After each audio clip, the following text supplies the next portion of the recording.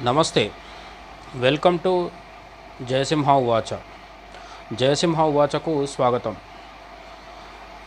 యాక్చువల్గా American deep state అనే పదం ఈ మధ్య తరచుగా వినిపిస్తుంది.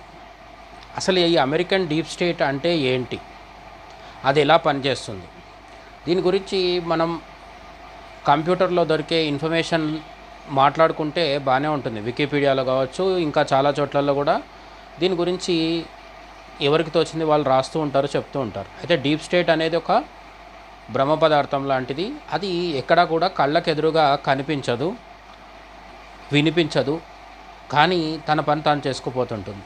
కాబట్టి డీప్ స్టేట్ గురించి మనం రకరకాల థియరీ మాట్లాడుకోవడం కంటే ప్రాక్టికల్ ఎగ్జాంపుల్స్ తీసుకొని ఈ అమెరికన్ డీప్ స్టేట్ ఎట్లా పనిచేస్తుంటుందో గత కొన్ని రోజుల్లో జరిగిన 3 పరిణామాల్ని తీసుకొని విశ్లేషించుకునే ప్రయత్నం చేద్దాం. అమెరికన్ డీప్ స్టేట్ ఈ మూడింటి వెనుక ఉంది అని మనకు అనిపించకపోవచ్చు, కానీ ఈ మూడింటి వెనుక అమెరికన్ డీప్ స్టేట్ తాలూకా వ్యక్తులు, అంటే అమెరికన్ డీప్ స్టేట్ అనేది పొరలు పొరలుగా పనిచేస్తూ ఉంటుంది. అమెరికాలోనో, యూరోప్లోనో, ప్రపంచంలో ఇంకెక్కడో కూర్చున్న సోరోస్ లాంటి ఒక మహాకోటీశ్వరుడు తాను కావాలనుకున్నది చేయించుకోవడం కోసం రకరకాల వ్యక్తుల్ని వాడుతూ ఉంటాడు. వాళ్ళు అమెరికాలో ఉండొచ్చు, ప్రపంచంలో ఎక్కడైనా ఉండొచ్చు, ఇండియాలో ఉండొచ్చు, మన పక్కనే కూడా ఉండవచ్చు. ఎవరు అమెరికన్ డీప్ స్టేట్లో అంతర్భాగం అనే విషయం మనం ఇదమిత్తంగా చెప్పలేం. సరే, ఈ మధ్యకాలంలో జరిగిన 3 అంశాలు ఏంటో ఒకసారి పరిశీలిద్దాం. మొట్టమొదటగా కాంగ్రెస్ పరిపాలిస్తున్న కర్ణాటక రాష్ట్రంలో జరిగిన ధర్మస్థలకు సంబంధించి, ధర్మస్థల పుణ్యక్షేత్రానికి సంబంధించి రేగిన కలకలం. అక్కడ వందలాది శవాలు నేనే స్వయంగా పూడ్చిపెట్టానను ఒక వ్యక్తి బయటికి రావడం, శానిటరీ వర్కర్, అతను తన పేరు భీమా అని చెప్పడం, తర్వాత ఇప్పుడు ఏదో చెన్నప్ప అని కూడా చెప్తున్నారు. అతను హిందువు కాదు, క్రిస్టియన్ అని కూడా కొందరు వాదిస్తున్నారు, ప్రచారం చేస్తున్నారు. అతడి మతం ఏదైనప్పటికీ అతడు మొదట్లో వచ్చి చాలా గట్టిగా నమ్మబలికాడు. నేనే నా చేతులతో పాతిపెట్టాను, ఇక్కడ అనేక మందిని చంపడం జరిగింది, కొంతమందిని మీద లైంగిక దాడి కూడా జరిగినట్టు నాకు అనుమానాలు ఉన్నాయి, వాళ్ళు కొందరు మైనర్స్ కూడా అని చెప్పడం జరిగింది. అదే సమయంలో సుజాత భట్ అనే ఆమె వచ్చేసి నా కూతురు కూడా అలాగే అనుమానాస్పదంగా చనిపోయింది, ఆమె అవశేషాలు, అస్థికలు ఏవైనా ఇస్తే నేను అంత్యక్రియలు చేసుకుంటానని చాలా దయనీయంగా మొరపెట్టుకోవడం, దాన్ని మీడియా వాళ్ళు వచ్చి చాలా ప్రచారం చేయడం, ఇదంతా జరిగింది.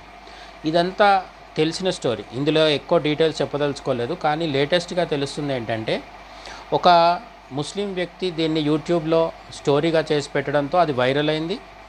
ఆ వైరల్ అయిన దాన్ని తీసుకొచ్చిన తర్వాత సుజాత భట్ అని లెఫ్ట్ లీనింగ్, అంటే వామపక్ష సంబంధమైన సంస్థలతో, యూనియన్లతో, వ్యక్తులతో కలిసి పనిచేసే ఒక వ్యక్తి, చాలా సంబంధం లేని విధంగా సమాచారం చెప్తూ, వివరాలు చెప్తూ గందరగోళానికి గురి చేస్తున్న సుజాత భట్ కూడా స్వయంగా ఒప్పుకున్నది ఏంటంటే, తన అబద్ధాలు చెప్పానని, తన చేత వేరే వాళ్ళు చెప్పించారని, తన కూతురు చనిపోలేదని, అసలు చనిపోయిన అమ్మాయి అని తాను ఎవరి ఫోటో అయితే చూపిస్తుందో ఆమెకు నాకు ఎటువంటి సంబంధం లేదని ఎవరైతే ఆరోపణలు చేశారో అదే సుజాత భట్ వచ్చి స్వయంగా ఒప్పేసుకుంది. తను కావాలని ఇవన్నీ చేసినట్టు వేరే వాళ్ళు నా చేత చెప్పించారు అంటున్నారు. ఆ వేరే వాళ్ళు ఎవరు, దానికి సమాధానం లేదు.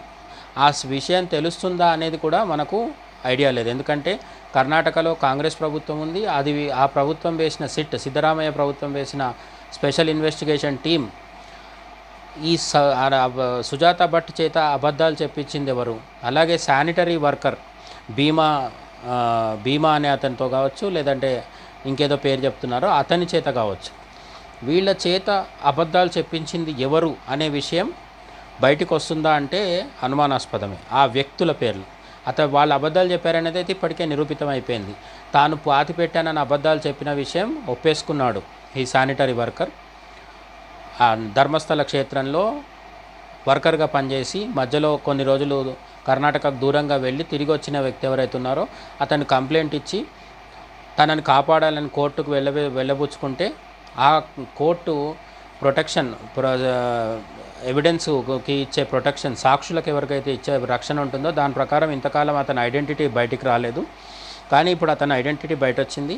అతను అబద్ధం చెప్పాడనేది దాదాపుగా తేలిపోయింది. సుజాత భట్ అనే ఆమె కూడా అబద్ధం చెప్పిందని తేలిపోయింది.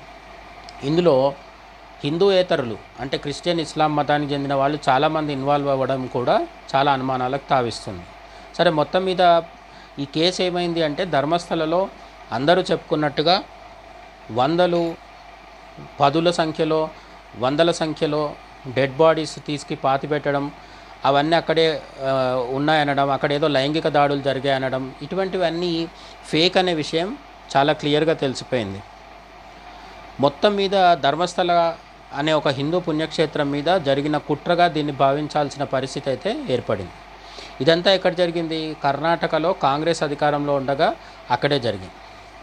నెక్స్ట్ జాతీయ స్థాయిలో చూస్తే బీహార్ ఎన్నికలు ముంచుకొస్తున్న వేళ రాహుల్ గాంధీ ఏమన్నారంటే ఓటు చోరీ జరిగింది అని చెప్పి ఒక దుమారం రేపాడు. రాహుల్ గాంధీ 4 ఓట్లు అటు ఇటు మిస్ అయినాయని చెప్పి చూపిస్తూ నేను బాంబు వేస్తాను, ఆటం బాంబు వేస్తాను, అణుబాంబు వేస్తాను అని చెప్పి కబుర్లు చెప్పేసి రాహుల్ గాంధీ ఎప్పుడైతే ప్రెస్ మీట్ పెట్టి హడావుడి చేశారో ఆ వెంటనే చాలామంది మంచి ఫాలోయింగ్ ఉన్న యూట్యూబర్లు అందరూ కూడా ఇమీడియట్గా రంగంలోకి దిగి నిజంగానే ఓట్ల కుంభకోణం జరిగింది, మోడీ ప్రభుత్వం మహారాష్ట్రలో కావచ్చు, అంతకుముందు పార్లమెంట్ ఎన్నికల్లో కావచ్చు దొంగ పద్ధతుల్లో గెలుస్తుంది, ఒకే వ్యక్తి 4 చోట్ల ఓట్లు వేస్తున్నాడు, 2 చోట్ల వేస్తున్నాడు, లేదంటే ఒక వ్యక్తికి 4 చోట్ల ఓట్లు ఉన్నాయి, ఇటువంటివన్నీ రకరకాలే చెప్పారు. మహారాష్ట్రలో మిగతా చోట్ల దొంగ ఓట్లు ఉన్నాయని చెప్పిన వాళ్ళే బీహార్లో 65 లక్షల దొంగ ఓట్లు తొలగిస్తే మాత్రం గగ్గోలు పెడుతున్నారు. అంటే బీహార్లో దొంగ ఓట్లు తొలగించకూడదు, మిగతా రాష్ట్రాల్లో తొలగించాలన్నట్టుగా రాహుల్ గాంధీ అండ్ బ్యాచ్ వాదన కొనసాగింది.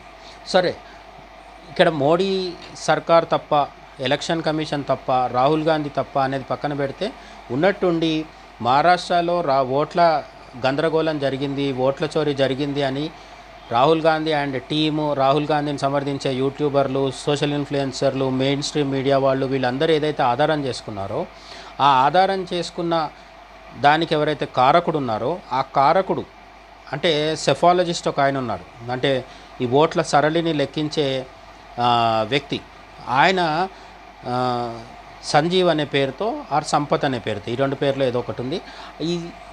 అతను తన దగ్గర ఉన్న డాటాతో విశ్లేషించి ఓట్ల చోరీ జరిగింది అని చెప్పడం జరిగింది.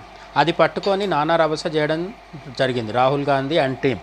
కానీ తీరా ఇప్పుడు ఏమైందంటే ఎవరైతే ఓట్ల చోరీ జరిగిందని అన్నాడో ఆ సెఫాలజిస్ట్ బయటకు వచ్చి క్షమాపణ చెప్పడం జరిగింది. ఎందుకంటే తాను లేటెస్ట్ ఓటర్ల ఎలక్షన్ కమిషన్ ఇచ్చిన ఓటర్ లిస్టు దాని ఆధారంగా కాదు, పాత దాని ఆధారంగా చేయడం వల్ల తప్పులు దొరలాయి. అంటే అతని ఇన్ఫర్మేషన్ అప్ టు డేట్ లేదు, అప్ టు డేట్ లేని ఇన్ఫర్మేషన్ ద్వారా తను ఓటు చోరీ జరిగింది అని తప్పుడు ప్రచారం చేశాడు.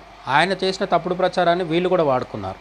అయితే ఇప్పుడు ఆ సెఫాలజిస్ట్ వచ్చేసి బేషరతుగా క్షమాపణ చెప్పి తను చేసింది తప్పైందని చెప్పి తను పెట్టిన ట్వీట్స్ కానీ తను చేసిన ఆరోపణలు కానీ అన్ని ఉపసంహరించుకున్నారు, తీసేశాడు సోషల్ మీడియాలోంచి. కాంగ్రెస్ మాత్రం ఆ తప్పుడు సమాచారం ఆధారంగా చేసిన ఓట్ల చోరీ ప్రచారాన్ని అట్లనే ఉంచి ఎక్కడ ఇంతవరకు సారీ చెప్పలేదు. ఎలక్షన్ కమిషన్ని దబాయించే ప్రయత్నం ఇంకా చేస్తూనే ఉన్నారు. ఓటు చోరీ అనేది రాహుల్ గాంధీ అస్త్రంగా మార్చుకొని బీహార్ ఎన్నికల్లో లబ్ధి పొందాలని చూస్తున్నారు. అండ్ మూడోది, ధర్మస్థల అయిపోయింది, ఓటు చోరీ అయిపోయింది. ఓటు చోరీలో కూడా అంత ఫేకే తప్ప నిజమేం లేదు అనేది స్వయంగా సెఫాలజిస్ట్ వచ్చి చెప్పేశారు. ఇక్కడ బీజేపీ వాళ్ళు, హిందుత్వవాదులో, మోడీ భక్తులో కాదు, ఎవరైతే మోడీని బీజేపీని విమర్శించారో అదే సెఫాలజిస్ట్ వచ్చి నేను తప్పుడు లెక్కలు ఇచ్చాను అని స్వయంగా ఒప్పుకున్నారు. ధర్మస్థలలో కూడా ఎవరైతే ఆరోపణలు చేశారో సుజాత భట్ కావచ్చు, పారిశుద్ధ్య కార్మికుడు కావచ్చు, వాళ్ళిద్దరు కూడా వచ్చి మాది తప్పైంది, మేము కుట్రలో భాగంగా ఇవన్నీ చేశామని చెప్పారు. మూడోది తెలంగాణలో గోబ్యాక్ మార్వడి అనే ఉద్యమం సడన్గా వచ్చింది. ఈ గోబ్యాక్ మార్వడి ఉద్యమం ఎందుకు వచ్చింది అంటే చాలా ఆశ్చర్యంగా అనిపిస్తుంది. ఎక్కడో ఒక వ్యక్తిని కొందరు మార్వడీలు కొట్టడం జరిగింది, అది క్రైమ్, అందులో డౌట్ లేదు, అది ఖచ్చితంగా నేరం, దాని మీద పోలీసులు చర్య తీసుకోవాలి. కానీ ఒక దగ్గర జరిగిన ఒక చిన్న గొడవ సడన్గా తెలంగాణ వర్సెస్ మార్వడీలుగా మారిపోయింది. మార్వడీల్ని వెళ్ళిపోండి అని చెప్పేదాకా వచ్చింది. ఎటు వెళ్తారు? ఈరోజు తెలంగాణలో ఉన్న మార్వడీలు దాదాపు 2వ తరం లేదా 3వ తరం వాళ్ళు, అంటే తాతలు కానీ తండ్రులు కానీ ఇక్కడికి వచ్చారు. వాళ్ళు ఎవ్వరు కూడా బంగ్లాదేశ్ నుంచో మయన్మార్ నుంచి వచ్చిన బంగ్లాదేశీ, రోహింగ్యా లాంటి అక్రమ పౌరులు కాదు. వాళ్ళు ఈ దేశంలో పుట్టి ఈ దేశంలో పెరిగిన భారతీయ పౌరులు. వాళ్ళు తెలంగాణలో ఉండే సర్వ హక్కులు వాళ్ళకున్నాయి. వాళ్ళ మీద రకరకాల నైతిక ఆరోపణలు, వ్యాపారపరమైన ఆరోపణలు ఇవన్నీ చేస్తున్నారు, కానీ అవేవి నిలబడేవి కాదు. ఎందుకంటే వ్యాపారాల్లో ఒక్కొక్కరు ఒక్కొక్క రకమైన పంతాల్లో వెళ్తారు కాబట్టి కొన్ని మోసాలు ఉంటాయి, కొన్ని మంచి ఉంటాయి.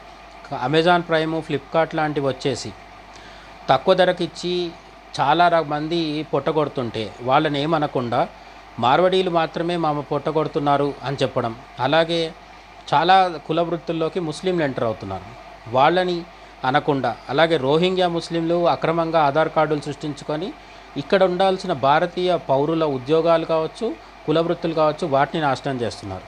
మగ్గం వర్క్స్ నుంచి మొదలు పెడితే ఎలక్ట్రీషియను, ప్లంబరు, ప్రతి వాళ్ళు కూడా ముస్లిం కమ్యూనిటీ పెరిగిపోతుంది. దాని మీద ఎప్పుడు ఆరోపణ చేయని వాళ్ళని మార్వడీల మీదనే ఆరోపణ చేస్తున్నారు. మార్వడీలు నిజంగా ఎంతమంది కుల వృత్తుల్ని నాశనం చేశారంటే, మార్వడీలు మీకు కుమ్మరి వృత్తిలో కానీ, కార్పెంటరీలో కానీ ఎక్కడ కనిపించరు. వాళ్ళు కిరాణా స్టోర్సు, కొన్ని వ్యాపారాల్లో మాత్రమే ఉంటారు.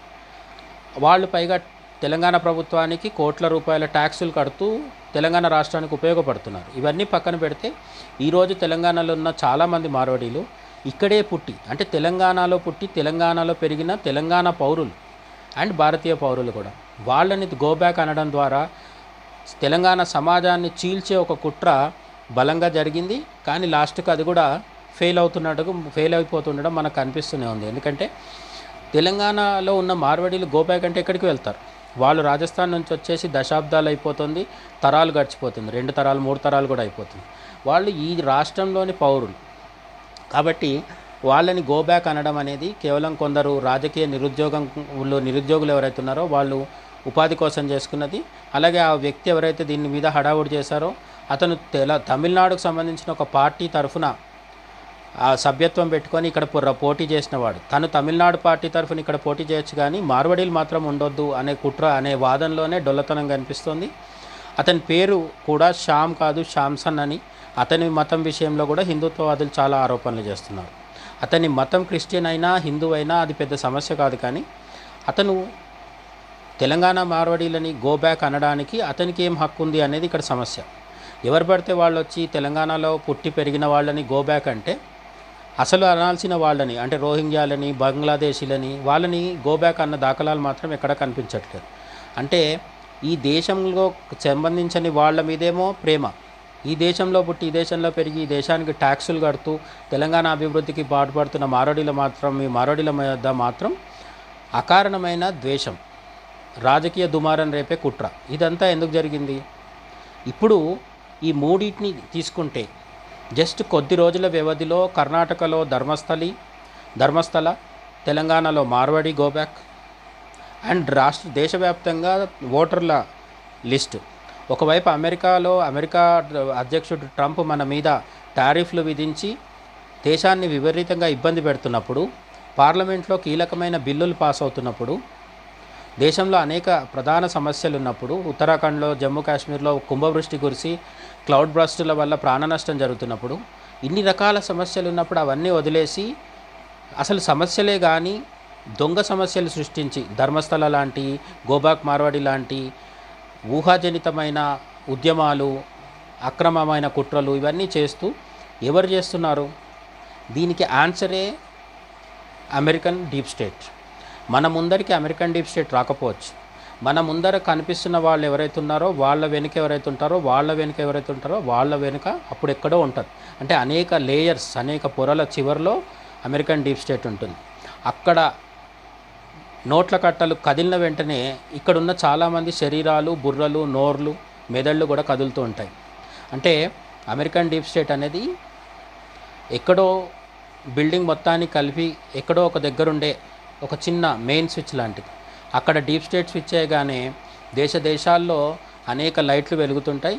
అటువంటి 3 లైట్లే మన దేశంలో ఈ మధ్య కాలంలో తెలంగాణ, కర్ణాటకతో కలిపి దేశవ్యాప్తంగా ఓటర్ చోరీ రూపంలో అమాంతం వెలిగి మళ్ళీ ఆరిపోవడం జరిగింది. దీని గురించి మీరేమనుకుంటున్నారో కామెంట్స్లో చెప్పండి.